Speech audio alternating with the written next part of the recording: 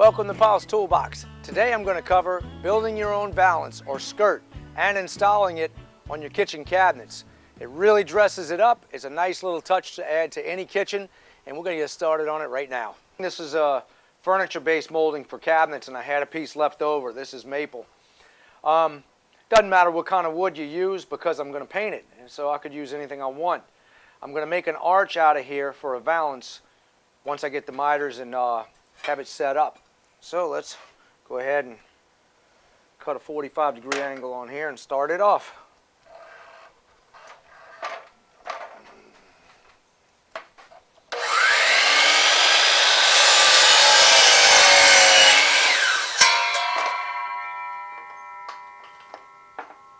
I've got to get my measurement from this inside part because that's where the cabinet ends. It's going to go right up against here. Just pretend that's the cabinet, and it's going to miter out. So I have to get this measurement. I'll take a clamp and set right on the edge and clamp it right there. Once you get that clamp on the edge, you can take your tape measure and hook it right to that clamp, and you'll be able to pull it tight and get your measurement. Another way is to use a V-line clamp. This is a great little tool for cutting plywood. You can take this tool, set it on the edge of plywood, and you can take your string line and hook to it and go on angles or straight across. Or you can get your measurement like this. And what I do is I'll set it right on the end, just like I did the other clamp. You can hook it on here and get your measurement. They have a slot right here for regular tape measures, but my proscribed tape measure has a little bit of a thicker edge because it has a rubber on it, so that won't fit in here.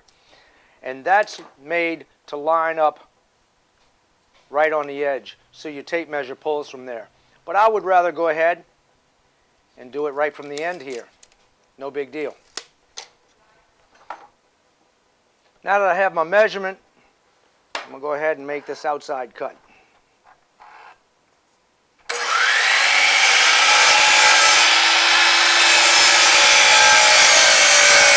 Now one would ask, how do I get a light arch in here? I don't want to go into this line. I want just a light arch. And I want it to go from here to here. Well, there's an easy way to do it with the proscribed tape measure by Swanson Tool Company. This is fantastic for doing things like this. What I'm going to do is get the center of my board. Okay? Once I mark my center, I'm going to use my speed square to give me a good line. I'm going to take my table right here and I'm going to mark the center of this. Using my proscribed tape, I'm going to go ahead and continue that line all the way to the end so I can get the board where I need it to be. Lock this in place. I can line up right with that. Now I know I have a perfect line right here. I'm going to set it close to the end over here to give myself plenty of room to work with it. Take my clamp and put on the end with this being centered and square. Now that I'm on this center line, I'll get someone to go on the other end and hold the pencil, and that's all I need to do is make this arch. Now I'm going to have Leslie, my beautiful assistant, help me out with this. We're going to take this pivot point and put it right on the mark. I'm set back at 53.5 inches. That's going to give me the arch that I need. Okay? Whatever yours is, it doesn't matter. You can just pull the tape measure out to whatever distance you need. So I'm going to mark it when it's right here, okay? And you just follow me, please. I'll hold my pencil on this end.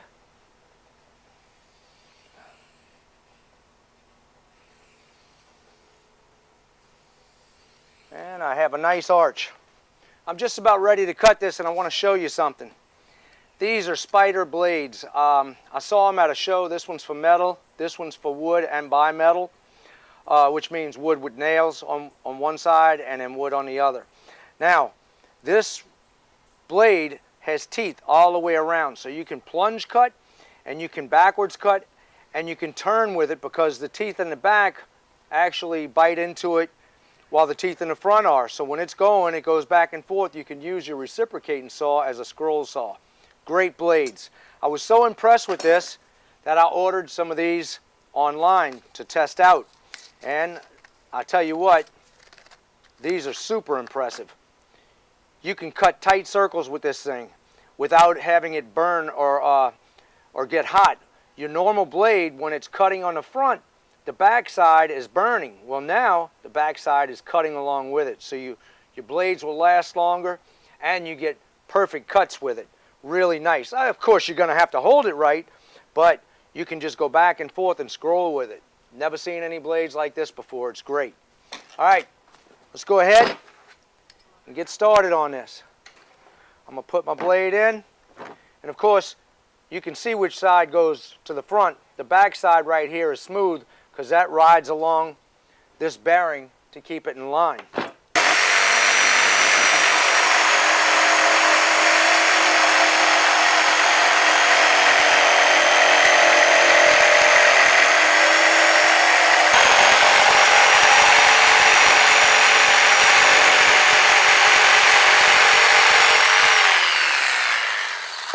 I can't just leave you hanging there. I'm going to show you how this thing scrolls on plywood. This is 1/2-inch plywood.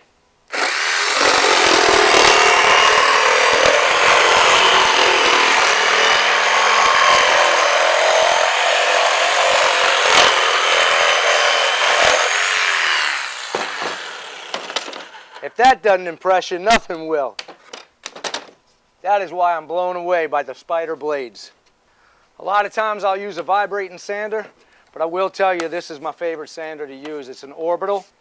This one's by Porter Cable, and I have 220 grit sandpaper. I'm just going to lightly knock it down so the primer and everything will stick to it.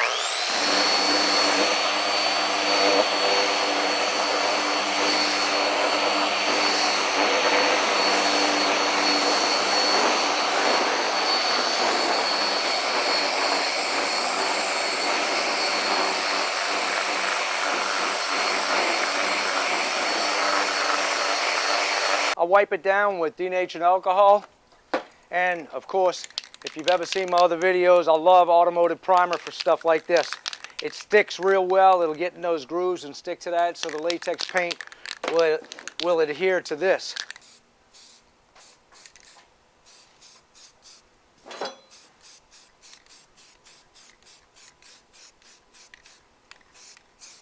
I'm going to use my instant adhesive for this. This is made by Mohawk.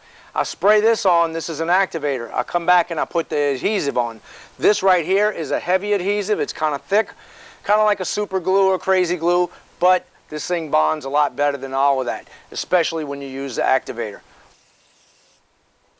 Now I'm going to take these and do the same thing to all the edges. Next, I'm going to take my glue and put it on the back side. And I'll put an ample amount. I want this to bond really well. There you go. Don't put your finger on it because it will stick to your fingers. Now I'll take and line them up. Make sure you got it lined up well before you put it together because it sticks. Well, not everybody has access to furniture-based molding or any type of fancy molding in order to make your valance and make it the easy way. I'm going to show you how to start from scratch. This is just a 1x. This is actually right under 5 inches wide. It was a 1x6 and I used it for something else, a little strip of it, so I have almost 5 inches. Let's go ahead and make a couple of grooves just like you have on here, and I'll show you how that's done. All you want to do is take your saw and set it up just above, maybe 1/8 of an inch into the wood where it's cutting 1/8 of an inch into it. Your blade width is going to be 1/8 of an inch for your standard blade. I'm going to set up where I want my grooves.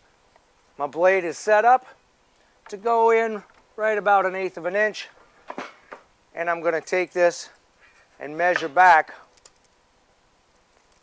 1.5 inches from my first line.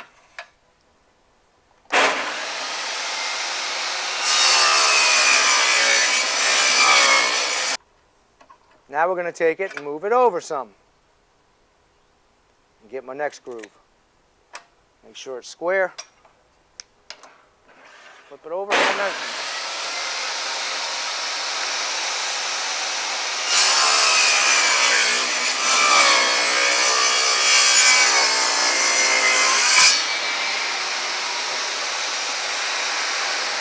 razor blade and we're going to tilt it.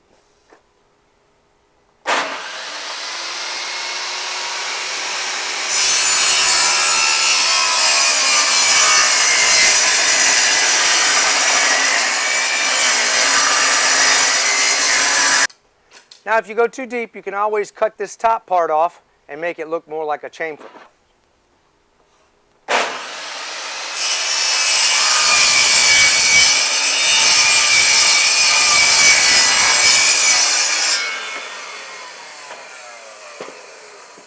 That gives a nice look across the top. Now I'll run a groove right here. So we'll take this, lower it back down, get our depth that we want for it. Okay. And we're going to set it up to go right underneath there with the groove.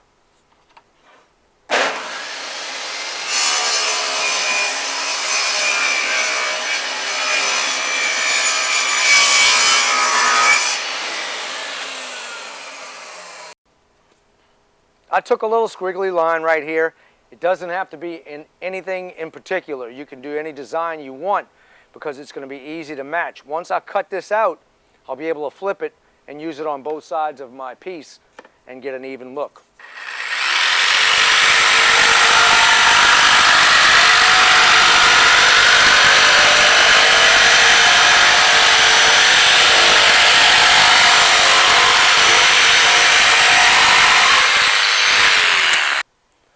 Now I can take my board and set it on top of my workpiece and mark a line.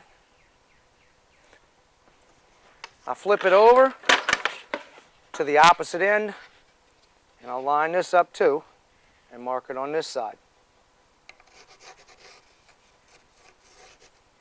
I'm just going to come into it right here.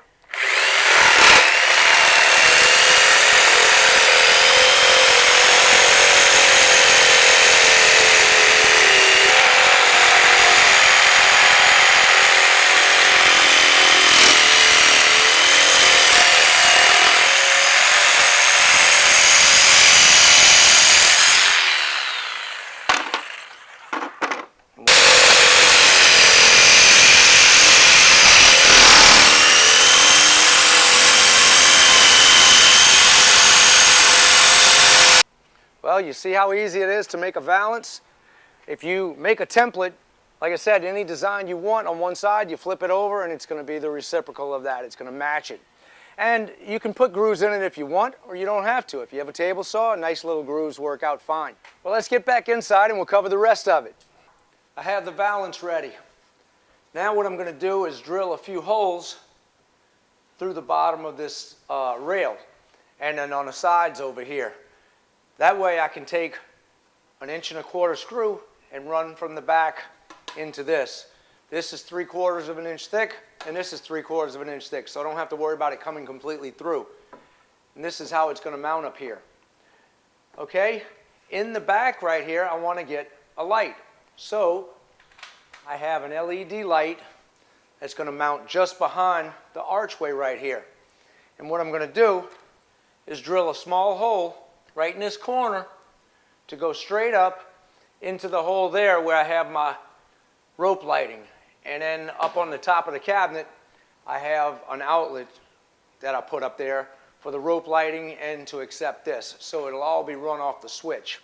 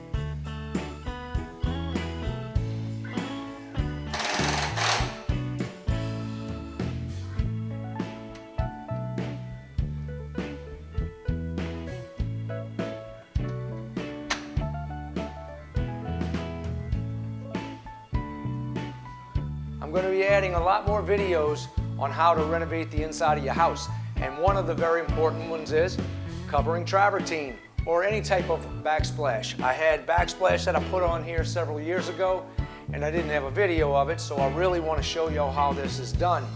I'm going to add the backsplash along here and wrap the inside of this window with it. So that'll be an upcoming video. Right here we have two different cabinets, but I molded them together to make it look like one.